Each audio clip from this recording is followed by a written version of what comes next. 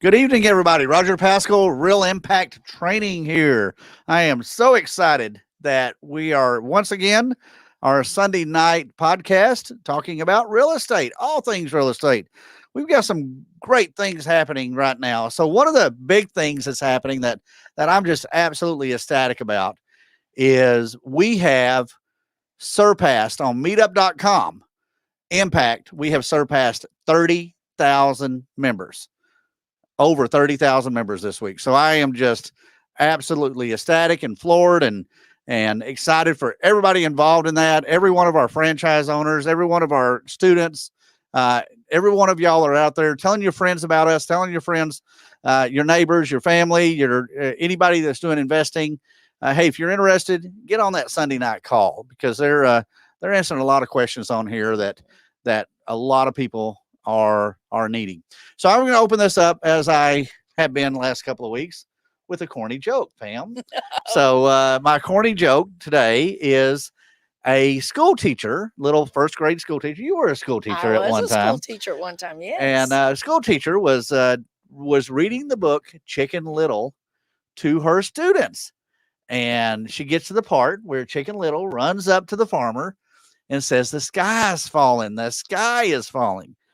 And the teacher looks at the students out there and says, "And what do you think the farmer said?" And this little girl raises her hand up and she goes, "Holy cow, a talking chicken." So there you go. That's my corny joke of the day.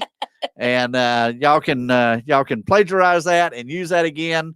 It's a fun joke to use. So thank you all for being on here tonight. First of all, I want to introduce Pam Clary. She's in the studio with us tonight. She is the owner of Impact Decatur Alliance. Yep.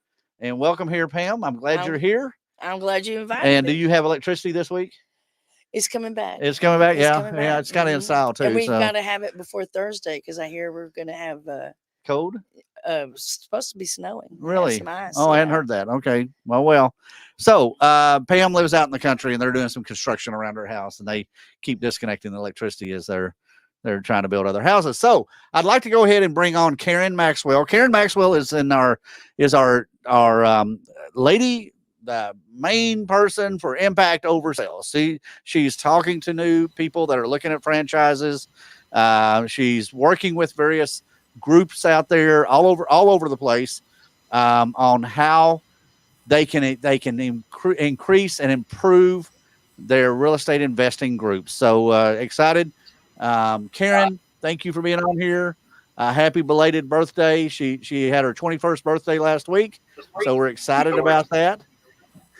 So there we go. So Karen, thank you so much for being on here. She's going to be our moderator tonight. And we're gonna go from there. So our next person we're gonna have on here is going to be Doug and Renee. Doug and Renee, welcome on here. Renee, you got your mom. That's good. So welcome on here tonight. These are our experts. We have some more coming on. So our next expert we have coming on is going to be Tim Lockhart. Tim Lockhart. Oh, Doug and Renee are the owners of the Impact franchise, the business out there in Longview, Texas, far east Texas, as far as east as we're going right now. And then we're going to swap and go all the way over to the west, and that's going to be Tim Lockhart. Tim is the owner of Impact Wichita Falls, and we're all active investors. So welcome on here, Doug and Renee, Tim, Karen. And then we have our patriarch, because that's my word of the month right now, for Dennis Henson. And Dennis Henson is the co-founder of this business. Dennis has been doing real estate. We were talking about it earlier to Tim, and Dennis and I have been doing this real estate thing for a while, and kind of having a crush rock to make dirt type situation. So, Dennis, welcome on here tonight. We're ecstatic that you're on here. We have a couple of more business owners, or a couple of more group IMTs, what we call them, Impact Master Trainers, that are having a little trouble getting on the internet tonight. But we'll see if they can come on. If not, we're going to make this thing happen. So, Karen, you are the moderator. You're going to tell us about some of the questions that we have there. We have a good group of people already on tonight on the live stream through YouTube, Yes. and it looks like we have some people on Facebook too. It's kind of hard to see that because we have a lot of groups out there. We have this is going live on about 25 pages right now, 25 groups in Facebook and YouTube and stuff like that. So, so Right, Karen, we do. oh yeah, and if you have a question, put the question in the chat area. On YouTube, you have to subscribe to the channel. Just hit subscribe. That's all you got to do, and then a chat window will open up. So if you have a question, put it in there. We will get you an answer. You don't have to wait till tomorrow to get those answers from anybody. We can get you the answer tonight. So tonight's subject for what we're talking about tonight is criteria, and it's about the criteria about how you build this business with having the right criteria in place. It's you can't do this business without having a roadmap, and the criteria is essentially your roadmap. So we're excited about that. So Karen, I'm going to throw this over into your ballpark, and we'll get started with the questions. Oh, Dennis, what did you have? Nothing. No. Oh, okay. So Karen, you're on. Okay, great. Yes, as Roger said, tonight's topic is setting your criteria. So please, everyone, as you come in to the YouTube channel or the Facebook group, make sure you like and subscribe to our channel and hit that reminder bell so that you will get the notifications when we go live on Sundays. And you do have to be subscribed to the channel in order to be able to participate in the live chat. And we want everyone to tell us where you're from, tell us your name, where you're from, what kind of real estate investing you do, and drop your questions in there. We'll do our best to get them all answered. Our first question that we have right now is, where do I look for deals? How do I build this up in my criteria? But I kind of want to say, what is criteria? What is the meaning of criteria? I'm gonna let Pam take that one if you would. When we're talking about criteria, what are we where are they putting their criteria into? She say me or Tim? Tim. Yes. Pam. Sorry, Pam. Oh, Pam. Oh, you said okay. I didn't know if you said Tim or Pam. I'm sorry. Okay. Sorry. So I apologize about that. So criteria is figuring out, in my idea, is what you're going after. Like, are you looking for properties that are subject to? Are you looking at properties that you want to do rent to own? So you've got to figure out which one of those you want to go to, first. Is it going to be fix and flip? So that's figuring out that roadmap. And once you figure out one little spot, that you're wanting to do, then you have to figure out how you're going to go about, finding those deals to match your criteria. So here's an example. When I first, was getting into it, I wanted to do fix and flips because I thought that was a quick way of making money and everything. So I took training, figure out how to fix and flip. And I went and drove for deals. And how I drove for deals is like we're taught through impact training, looking for vacant houses, looking for, distressed properties, and I actually went door knocking. So that's how I first got into, looking for deals, for fix and flips. Okay, thank you for that. But I bet Doug and Renee's criteria is not going to be the same as yours. Am I right? No. Doug and Renee? Well, I always said that I'd do anything to make money, but that's not really true. But if you're talking single family homes, then probably a 322 ranch is the most popular house in the world. But as far as my criteria goes, I really like good school districts. And another thing is I'll do a slab foundation if it's younger than 1980. That plumbing issues with that you know, I know I was in the plumbing business with my granddad when I was a kid, and I know when we started using PVC, but all of the builders, they still had cast iron on their yards. So they would use that cast iron up. And so the pipe went in the ground as late as 1980s, 81. So I just have to check and make sure it's not a deal breaker, but that's part of my criteria. And I like good school districts.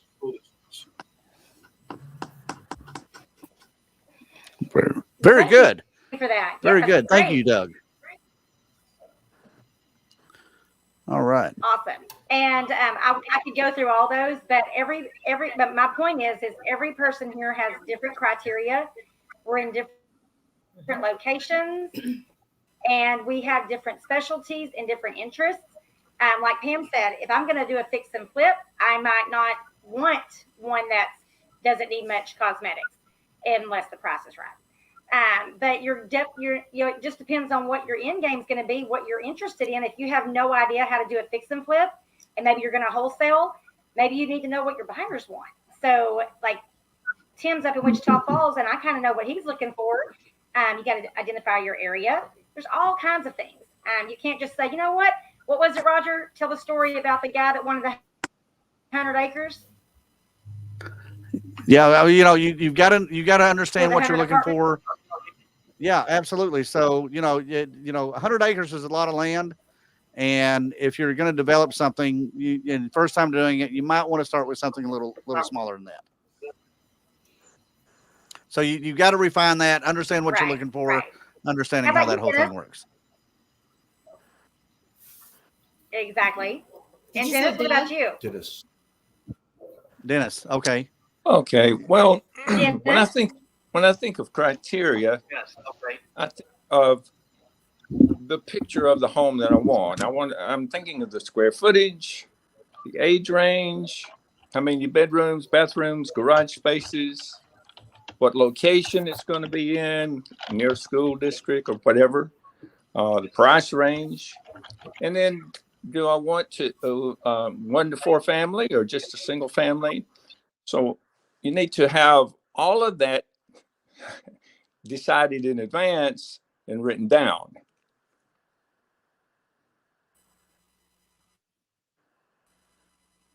I think another important criteria. Thank you for that. I think important. Hey, Karen, I was going to say another important criteria that was not mentioned here, especially for beginners, is location. If you're new, you don't need to be somewhere where it's over an hour away. You need to keep it kind of close by. True. I agree with that. And you kind of want to make sure that you're close to construction materials. We did a flip one time that was 45 minutes away from the nearest Home Depot. That wasn't convenient. Right. All right. Especially with so what's let's going see on here. today. Exactly. So let's go back to question 1. Where do I look for deals, and how do I build this in my criteria? So who wants to take that one? Where do you look for deals? Well, I'll take that one real quick because I look for deals. I have several areas that I look for deals in, and my criteria in each area is going to be different. And so I am absolutely, I love the east side of Fort Worth, what's called the Meadowbrook area. I love everything about that. The houses are kind of the age range. And I take in consideration, like Doug was talking about on the cast iron, I take that in consideration when I'm doing something there. But I also look for things out in Tyler and Lindale. I like Johnson County. I do some business down there in Johnson County, which is southwest of Fort Worth, essentially south and southwest of Fort Worth. So that's kind of where, I'm looking for deals in various areas, but I'm very specific. So I may be looking for deals in Fort Worth, but not all of Fort Worth. I may be looking for deals in Burleson, but not all of Burleson. So, Tyler, but not all of Tyler, so there's areas in there that I'm not interested in. But one thing about this, and this is what we train in our real estate investing, is if you find something in an area that you don't want, that's where you're going to get it under contract at the right price, and you're going to sell that contract to another investor, and you might make a little bit of money in there, but you still control that property. As Doug Toon was saying last week about working options. Wholesaling is what we talked about last week, and it's all about putting options on. So we put an option contract on that, and then we work with another investor out there to essentially assign that contract to another investor. Absolutely. And that helps them. It helps the seller. It helps your buyer, and it helps you. Everybody wins. Absolutely. Okay. Doug?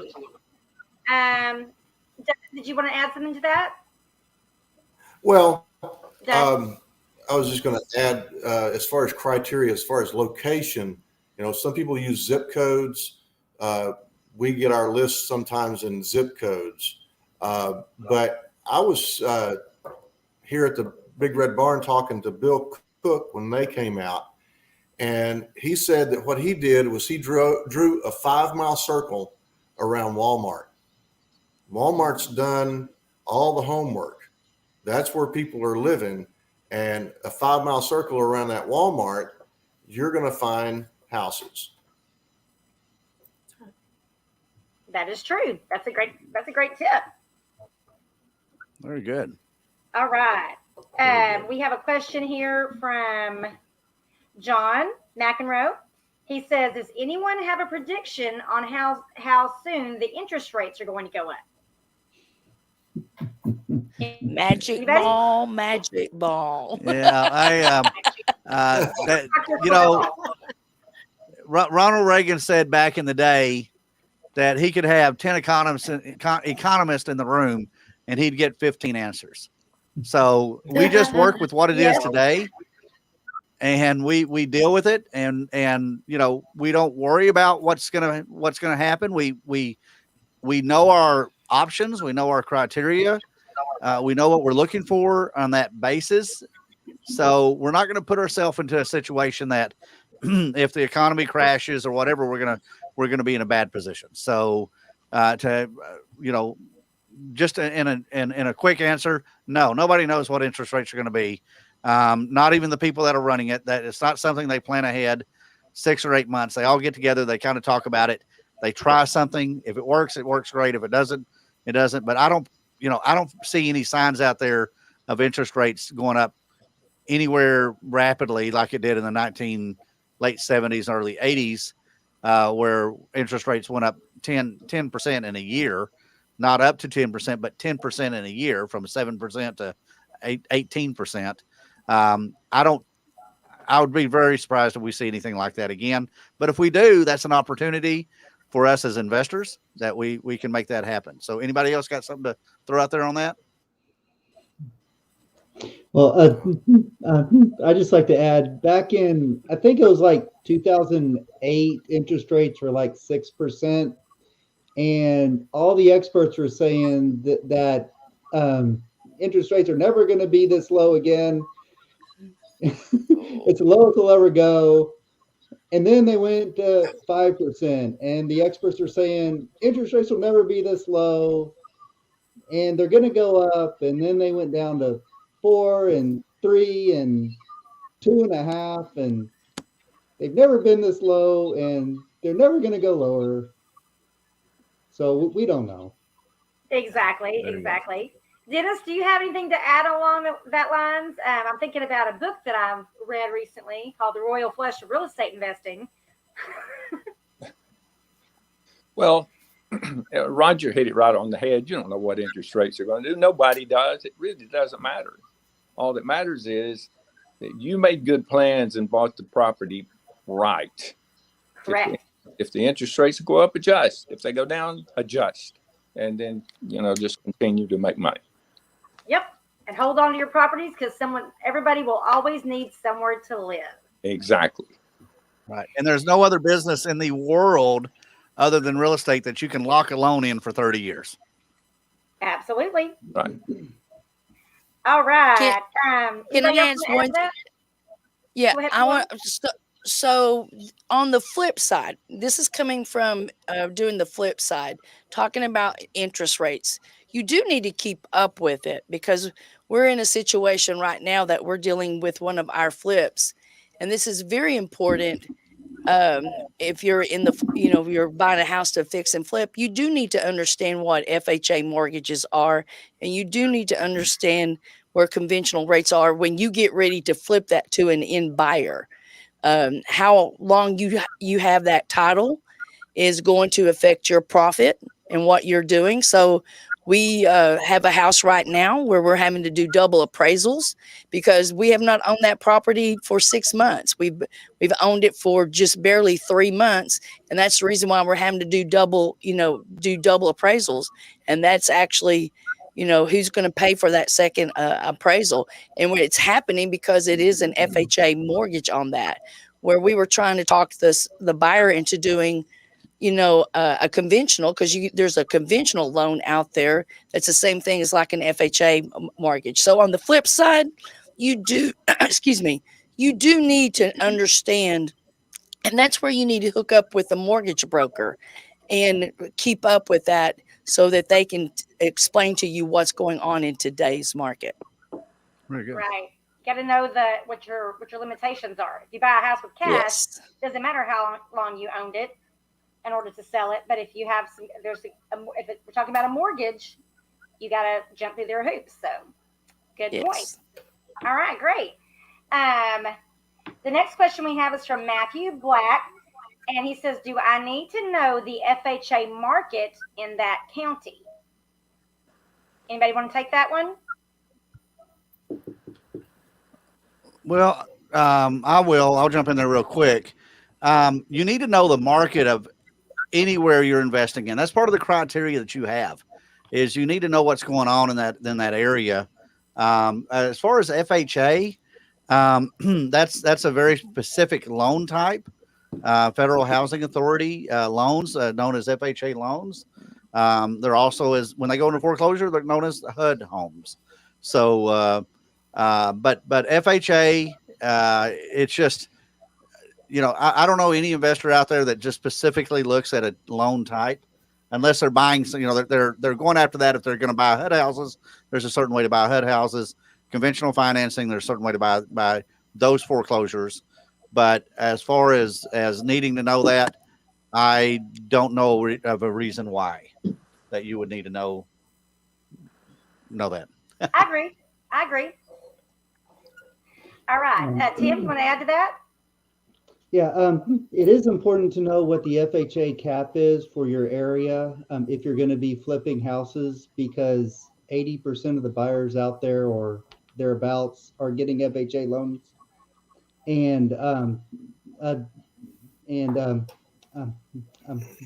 staying below that FHA cap, it will ensure that you are going to be marketing to the largest portion of the market. So if you go to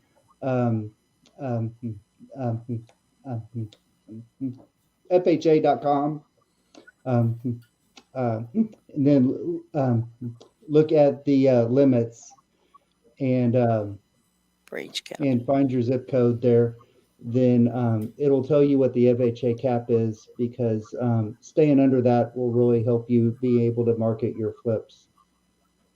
Great. Yeah, absolutely. Thank you for that. Okay, our next question comes from Hector Caban. He says, should we look for on the MLS or off-market properties? Doug? Yes. Exactly. You expound on that? Well, so I mean, I've found them everywhere. You can't. You make the deal, okay? On the MLS, if you offer what you offer, they're either going to take it or they're not. Right. I did an REO in Kilgore, and they wanted $44,000 for it, and I looked it over. I said, I've got about $40,000 in repairs here, and so I went to him. I said, I'll give you 22.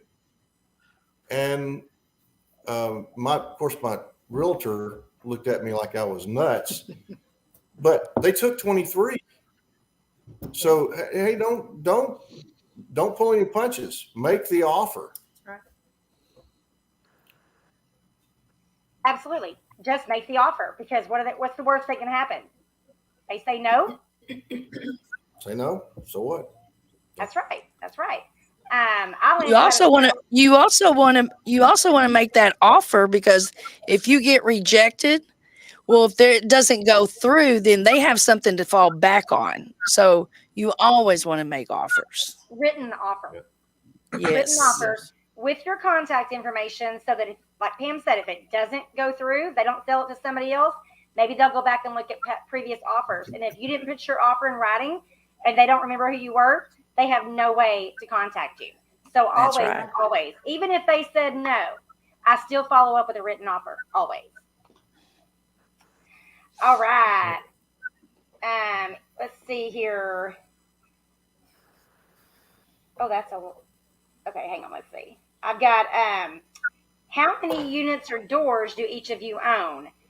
There's a longer question, but I don't want to include that whole question, because we could be here literally all night talking about everybody's goals, 5 and 10 year goals.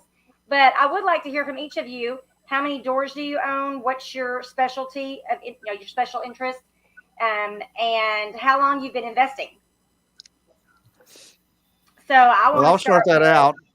Okay, Roger. Okay, yes, sir. Yes, I'll start that out with, as I tell everybody, I own more than 6. I do some owner financing, so I don't know if that's considered some properties that I own, but I own the note on those. I also have a lot of trust out there, which is phenomenal ways to do some business. And we kind of go, we teach that in our trainings. And my goal is, I've got a goal to buy as many houses that work for me at that time. So it may be where, I come across and pick up 4 houses at one deal, or one house, or a duplex, or whatever it may be. And my goal, once again, is in my criteria. I'm looking in that area, what comes up, what works in my criteria, I'm going to buy. I'm going to make an offer on. And I'm going to make a serious offer on it, and I'm going to have a way to close on that. And we're going to go from there. So we were at a meeting, one of our meetings in Grapevine, Impact Grapevine, last Monday. And there was a couple there that were talking that actually did the program, got into this business 3 years ago. They own over 200 doors today. They own some single family. They own some fourplexes. They own some 6, 8, and 10 plexes. And then they own 2 apartment complexes. They talked about, but they had a goal. They went through the training. They understand how this works. And they made this happen. And that was not their goal when they got in, because they were just excited to get their first deal. And they just had other deals start to fall in their lap and make that happen. So anybody else want to take that on? Well, I want to hear from each of you real quick. Pam, what's your specialty, and how many doors do you have if you own them, and how long you've been investing?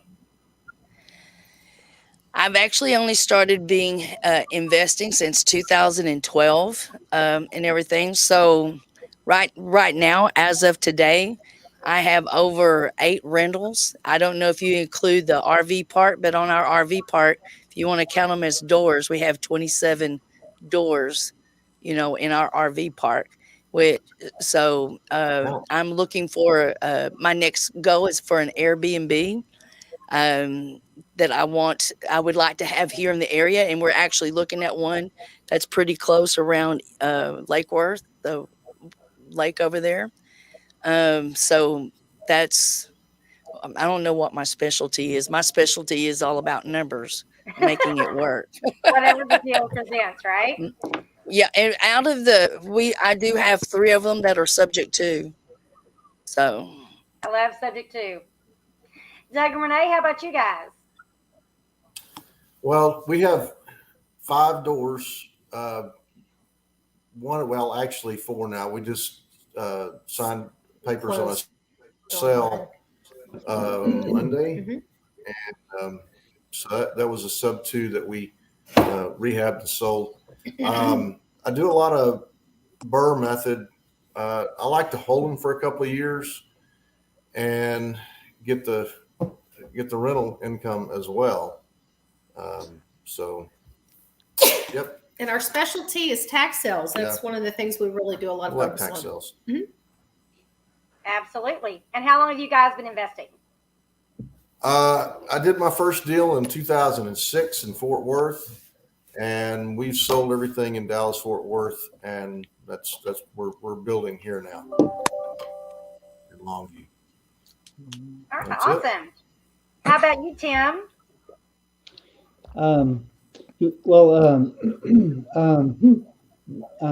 I guess I specialize in single family houses. I do fix and flips, and I have some rentals, and I'm a real estate agent. So and I've been full time in real estate since I retired from the Air Force in 2013. And so just like Doug said, I use the rent to own program, and so I hold houses for a couple years, and then sell them to the renters and help people to be able to escape the rent trap and to become homeowners that way. And I've also done some pure flips where I fixed a house and then sold it on the retail market. And as a realtor, I've helped probably over 200 buyers and sellers buy and sell houses. So. Awesome. Well, thank you for that. How about you, Dennis? I know we don't have time to cover your whole 52 plus years of experience, but. Well, I don't own any homes. I don't have any doors, but I have 4 LLCs that have a number in each, and then 1 family limited partnership and 1 corporation.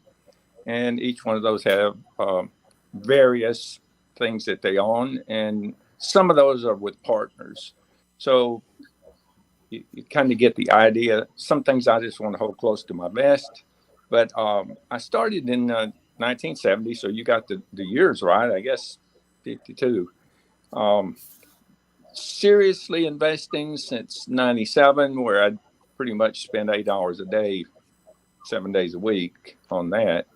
And my specialty is used homes. I'm a used home salesman. That's a great answer. That's a great answer. Okay. For myself, I got involved in real estate investing in 2013. So this is about to be my 8th year, I think. And I've done wholesaling. I've managed rental properties up to 70 at one time that were rentals, owner finance, subject to whatever made sense for the deal. We've done fix and flips. Some fix and flips didn't flip, so we turned them into a rental because we rented it before we could even flip it. So it just depends on the deal. And so anyway, I think that kind of, and my goal also is to have short-term rentals in the DFW area. So I think that about covers that one. That was great. Thank you for that question. That was a really good question. This is interesting. This is from Rick Dude. He said, I found y'all on Bigger Pockets. Is it a reasonable goal to go from 3 doors to 50 in 4 years? Yeah. That's absolutely reasonable. Yes. Can everybody just agree and shake your head? That's absolutely reasonable. Yes. You got to be consistent. Consistent, yeah. I was sitting here thinking whenever Dennis said that he got into 8 hours a day investing in 96? 97. 97. I think we're all full-time investors. Does anybody have a W-2 job? No, I think we are all, everyone that's here tonight are full-time investors. I retired from the dental field in 2015 and went full-time. And I don't know about 8 hours a day. Sometimes it was 16 hours a day, and sometimes it was 2, and sometimes it was none. So just depends on what's going on. All right, great. Our next question is from Denise Morris. She says, with I think it's supposed to say what criteria should you consider your investment vehicle? For instance, do we have a shot at multifamily or distressed properties using FHA 203K in the DFW area? Well, I'll answer that. Okay. FHA is owner occupied. So there are some programs out there. Tim might be able to get a better, clearer answer on this. But FHA, if you're buying using FHA financing, that's going to be for single family, or for the most part, single family. You can do a little bit smaller multifamily up to 4 units sometimes.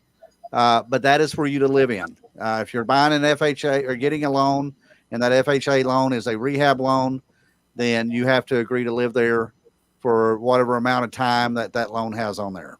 So, Tim, did you want to throw anything in there? Yeah, I think that's right. And that would be what a lot of people call house hacking, which is a really good way to get started. Find a house and buy it, live in it, fix in it, and then find another one and do the same thing. And so that 203K loan program could be used for that. There are also conventional loan programs that you can roll the construction cost into. Awesome. There you And Tim, if you have any questions about financing, Tim can definitely help you out with that. Pam, did you want to add? Yeah, you're on the FHA 203K. That's talking about bringing in the general contractor. That general contractor has to be HUD approved. So you can't go, if you're thinking about doing that, you can't go get your best friend unless they're HUD approved for that. And you have to turn in certain criteria. So just, you need to fully understand what a FHA 203K is. Very good. All right, great. Matthew, I see your clarification on your question earlier. You were talking about the market cap, and I believe Tim answered that. Let's see. Stephen says, how does one learn about the area market? Where do you look and who do you talk to? Anybody have this one? I do. Okay, go ahead, Dennis. Visit your local real impact meetings. You'll find a lot of people there who are very knowledgeable about that sort of thing. Absolutely. And if you're looking for links on that, they're on the description part of the YouTube video and the description parts of the Facebook videos. So down at the bottom of the screen is scrolling where our locations are at. We have some more coming on board, but that'll just give you an idea where we're at, and we'd love to see you at any of our meetings. Absolutely. And reach out to any of us from MeetUp and Facebook. No matter who you reach out to in our groups, we'll figure out who you need to connect with. Not a problem. What are you going to do if you're out of state? So I will add, I have actually, there are software that you can download or that you can join that identifies the area where the buyers are buying in. And again, it goes back to your criteria. If I'm going to fix and flip, I want to be looking in the areas I want to look in. But if I'm going to wholesale or have or do rentals or flips, I want to see where the other cash buyers are doing that same thing. Because if I buy a property at a good price in an area where cash buyers aren't buying or people aren't buying, like let's say they have high days on market, rural areas, if my property is not attractive to my typical end buyer in that area, then I may have to hold it longer. If it's not a good rental market, then that may not be a good place for me to invest. But you got to do your research because you don't want to be just throwing stuff at the wall and seeing what sticks. Consider your criteria, attend your local real estate investing group and talk with other people, network, and listen to them because typically they have, I have places I will not invest, but I have buyers that will. But that's just a preference. So, all right. Karen, a great way to learn an area is to pick a zip code, pick a neighborhood, and go look at houses. Yep. And get into houses, make offers, check what houses are selling, and do that enough, and then um, um, um, um, and if you do that enough, then you're going to get to the point that you see a price on a house offered, and you're going to know that's a really good deal. I need to go make an offer right now. But you're not going to know that if you're not in the neighborhood. That's correct. That is absolutely right. And once it's like something that's with experience. You get to know where your hot areas are. And if you see one come across from your realtor, you'll be like, oh, I've got to make an offer on this immediately. Most times you can even do it sight unseen and then go look at it and see if everything lines up, if you can stand behind that. So good tip there. Let's see. Linda says, do you have to hold some properties for 6 months before selling? No. Pam? No. In fact, we are known from the day that we purchase properties to the day that we have an end buyer, as long as supplies are, that we can get it all done within 90 days, no more than 4 months. So you do not have to hold that property for 6 months.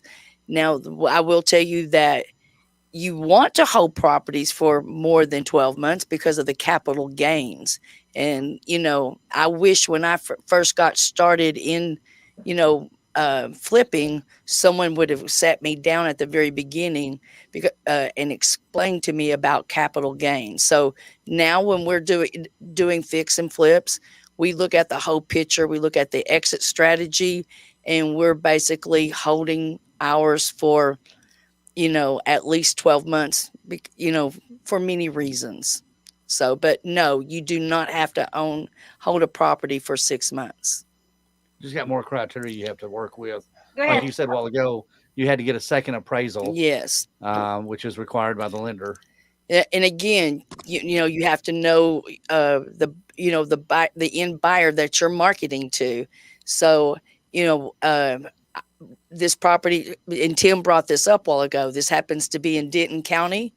And in Denton County, the FHA cap is I think it's at 375.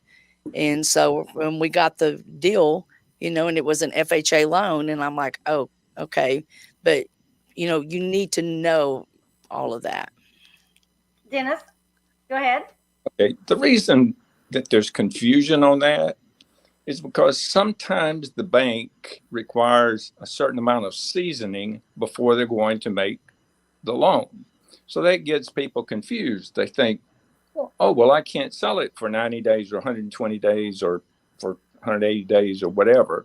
Well, they can't sell it if they're selling it to someone that's getting that bank loan, because they have to wait for the seasoning. But they could sell it to anyone else, someone who's getting a conventional loan or someone who has cash or whatever. So that's where the confusion comes in. Tim, you I want will. Oh, go ahead. Yeah, Go ahead, I will Mom. say Dennis brought up a good point about the seasoning of title and everything. So from the day that because every lender is different, but our title companies make sure that the day that we close on it, it's recorded at the courthouse. And if we're doing it less than 90 days, we never execute that contract until day 91. We keep up with all of that. Right. So Anybody else? Yeah, I've had some experience with that. Both properties that we've owned, as well as a realtor listing properties, and that FHA rule is kind of confusing. It says you can't sell the house before 90 days. You have to have 90 days on title. But actually, just like Pam said, actually the contract has to be executed after the 90 days, which means that if you're going to sell to an FHA buyer, it takes 30 days to close escrow on an FHA loan. And so it's going to be 4 months. the quickest that you can turn a property if you're selling it to an FHA buyer. Okay, great. Thank you for that clarification. Matthew has a question. He says, some lenders won't loan over FHA market. Yes? I think he's asking about like the appraised. I think if that's what I'm understanding, I'm thinking if the appraised value, like let's say you list it for 275 and the appraisal comes back for 270, will FHA loan for 275? I think that's the question. Is he talking about fix and flip loan, like a hard money loan? Because there are a lot of hard money lenders that won't lend over the FHA cap. I guess he'll have to. We'll let him clarify that question. Dennis, did you want to add to that? Well, every lender is different. You just have to be able to, if you have enough lenders, you can make any situation pretty much fit. You can use, private lenders. You can use, hard money lenders. In fact, I've never used a hard money lender, but I have students that have done very well with those. But if you know the money skill, you're not going to have any problem with any of this. It's just the skill of having enough options to make everything work. And how you're going to do that is to take real impact training. And then all of this stuff becomes very everyday to you. Absolutely. Absolutely. Okay. Next, Matthew, I hope that answered your question. If I misunderstood your question, feel free to drop it back in the chat with a little more clarification. Stephen Hopkins asks, I assume it applies here as in many sales realms, always ask for more than you want, but offer less than is being asked. Right. There you go. He answered his own question. You are Yes. you are correct, Stephen. Okay, let's see. Sam asks, can you recommend a banker for a cash out refi? Well, Sam, we need to know where you're at, but yeah, there's several. You can reach out to Tim. Tim's wife is a lender, traditional mortgage lender. You can go to a local bank. So there's a ton of people out there. Andrew Postel, which is a sponsor for many of our groups. He is with Guarantee Rate up in Keller, Texas. But yeah, there's several out there. You can reach out to us individually. We'll be glad to send you people that can fall in there. So Dennis? CJ, if you put my number up there, if you want to get in touch with Tim, just call that number, 817-371-8658. And I'll be happy to give you Tim's number and some of these others that were mentioned.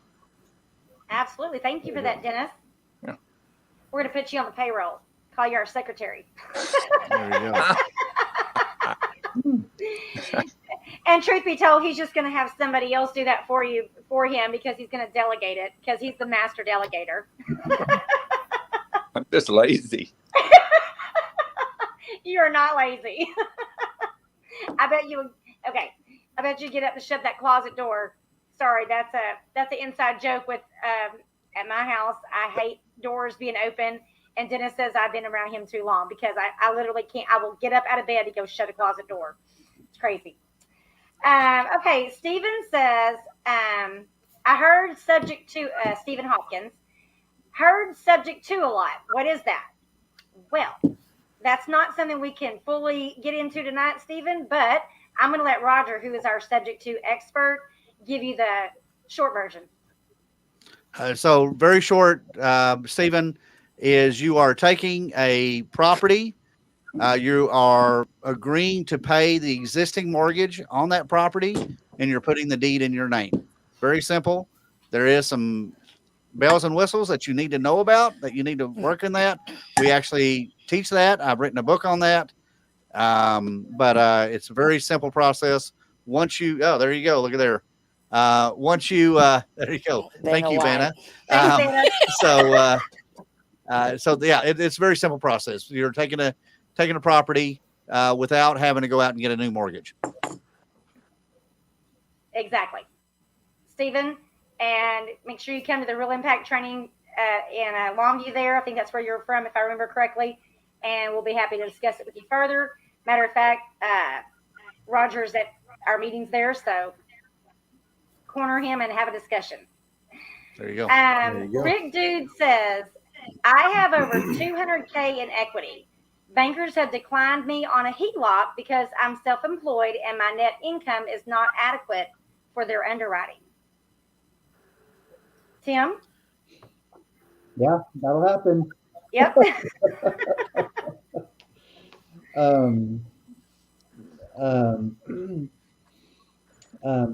You can try a local state bank. They're a little bit easier to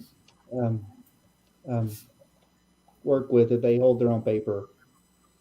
I've got a HELOC on a, well, it's not a HELOC, it's a line of credit on an investment property through a local state bank.